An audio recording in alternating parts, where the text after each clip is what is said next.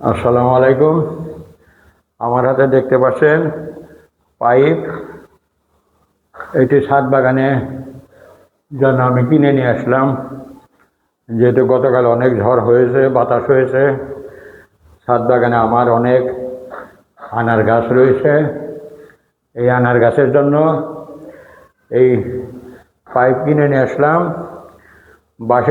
বাঁশের খুঁটি দিলে কয়েকদিন পরে বাঁশ পচে যায়, পচে সেগুলি নষ্ট হয়ে যায়। যার ফলে আমি কি করলাম, এই যে প্লাস্টিকের পাইপ কিনে নিয়ে আসলাম। এই পাইপগুলি চুকা করে তারপর আনার গাছের গোড়ায় এগুলি দিয়ে দেব। অবশ্য এটা একটু ব্যয়বহুল, সবার পক্ষেই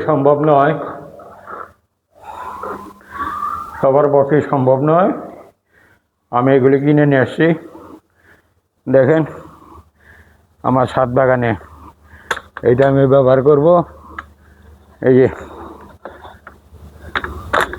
এই পাইপগুলি এই নিচে একটু চোকা করে দেব। চোকা করে তো অনেক গাছ একটু বাতাসে হেলে গেছে, সেটা লাগাই দেব। এই পাইপ নিয়ে আসছি। যে সবাই ভালো থাকেন, আমার জন্য দোয়া করবেন। আল্লাহ হাফেজ।